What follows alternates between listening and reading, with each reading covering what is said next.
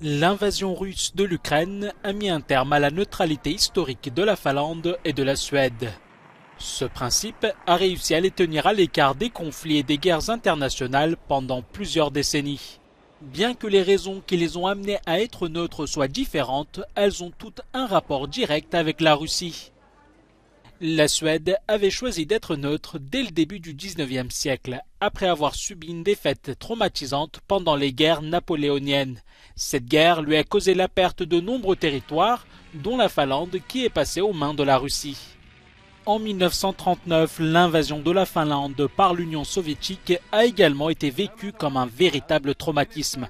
Les troupes finlandaises sont parvenues à stopper l'avancée de l'armée rouge, mais elles ont perdu la Carélie, soit 10% du territoire.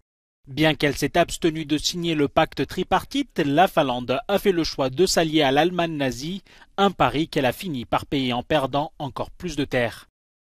À l'issue de la Seconde Guerre mondiale, Helsinki a finalement accepté d'être un pays neutre en échange du maintien de son autonomie politique. Pendant la guerre froide, le statut de neutralité a permis aux deux pays nordiques d'entretenir de bonnes relations avec l'Ouest et le bloc soviétique. Mais après la chute du mur de Berlin et la dislocation de l'URSS, la Suède et la Finlande se sont tournées vers l'Ouest. Bien que la neutralité politique ait été rompue, la neutralité militaire était toujours en vigueur. Malgré les fréquentes manœuvres militaires qu'ils effectuaient avec l'OTAN, ces deux pays ne se sentaient pas particulièrement menacés par Moscou. Mais l'annexion de la Crimée en 2014 et l'invasion russe de l'Ukraine ont sérieusement inquiété Stockholm et Helsinki.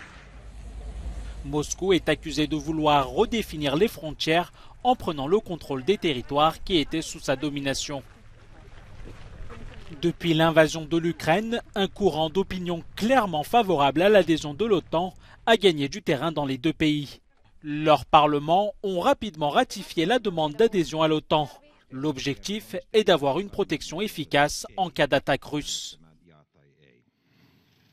Le 18 mai, la Suède et la Finlande ont soumis conjointement leur demande d'adhésion à l'Alliance Atlantique. La décision est saluée et soutenue par tous les membres, à l'exception de la Turquie. Ankara reproche notamment à la Suède l'accueil qu'elle réserve aux militants kurdes du PKK. Ankara et l'Union européenne reconnaissent le PKK comme une organisation terroriste. Stockholm et Helsinki espèrent donc convaincre la Turquie pour enfin trouver la protection qu'elle recherche.